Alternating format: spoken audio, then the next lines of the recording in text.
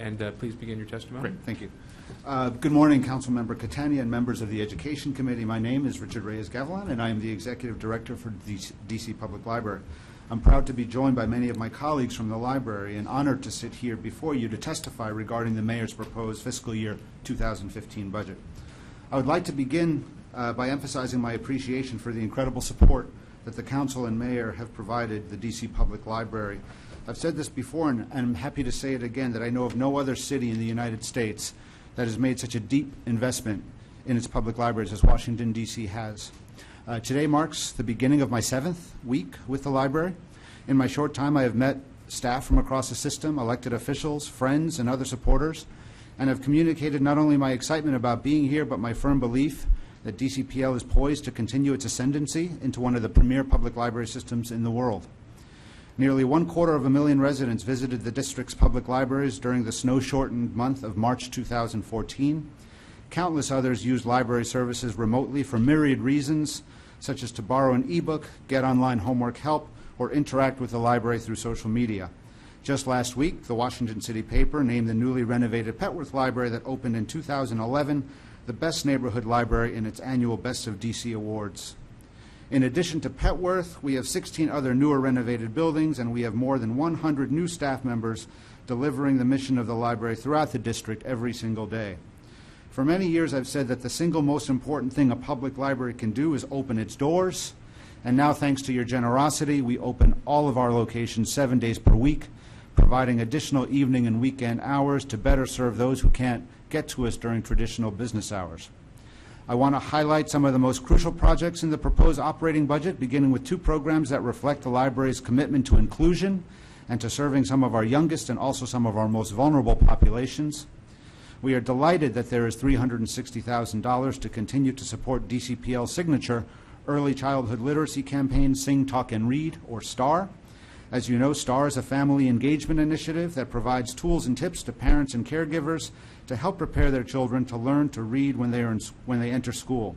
So far this fiscal year, the library has reached more than 400 caregivers across the city, including teenage parents at Bell Multicultural and Anacostia High Schools, grandparents, and fathers of children with special needs. In fiscal year 2015, funding will support outreach efforts to and workshops with local nonprofits, schools, daycare providers, health facilities, houses of worship, and other community-based organizations.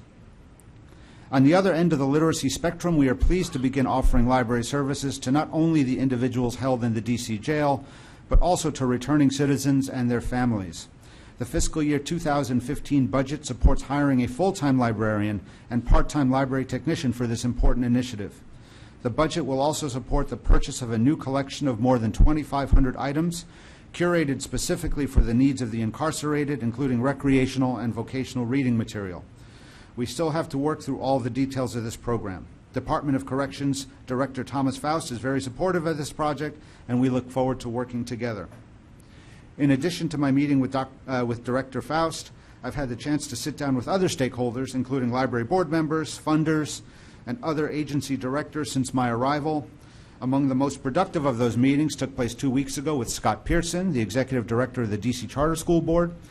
Once again, details need to be worked out, but Director Pearson and I are interested in a pilot program measuring the use and impact of a small public library collection in a school where currently none exists.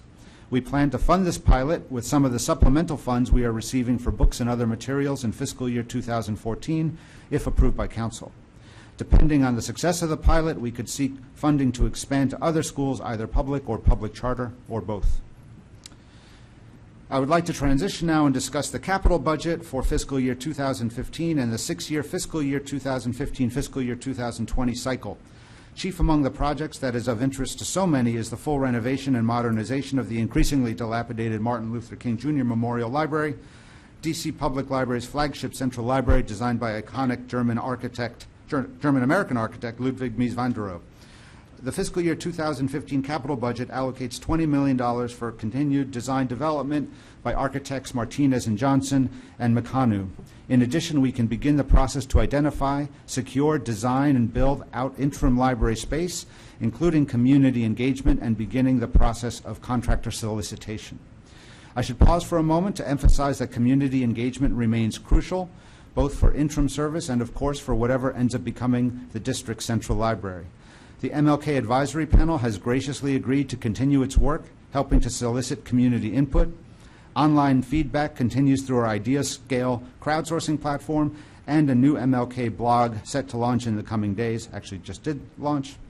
Last month, we held a Meet the Architect event in the library's Great Hall, and later this month, on April 24th, we will host a roundtable event where we invite members of the community to dig deeper into the future of the Central Library's myriad functions. Small group discussions on children's services, technology, services to residents with disabilities, and other services will be discussed in greater depth. The goal is to gather as much input as possible on what people would like to see in their newly renovated Central Library. Among the topics that will be explored is the potential for mixed use as part of the redeveloped site. Most everyone I meet asks my opinion about mixed use, and my response is always the same. My singular goal and that of my colleagues and the library board is to help deliver to the residents of the district the most inspiring public library and center of learning in the world. It is ultimately up to the district's elected leaders whether there will be an additional function atop the renovated building. We will create a truly spectacular library in either scenario. Insofar as the funding available for the bulk of construction in fiscal year 2019 and fiscal year 2020, there has been some concern expressed that too much time will have elapsed between the completion of design work and actual construction. Our understanding is that the existing 6-year plan before the Council is limited by debt cap constraints in fiscal year 2018, and that when the capital improvement program is reformulated for the fiscal year 2016, fiscal year 2021 cycle, the budget for construction could be moved up. The estimated total cost for the project, including interim service delivery, remains $225 to $250 million based on projections made in 2012. We hope to have a more accurate timeline.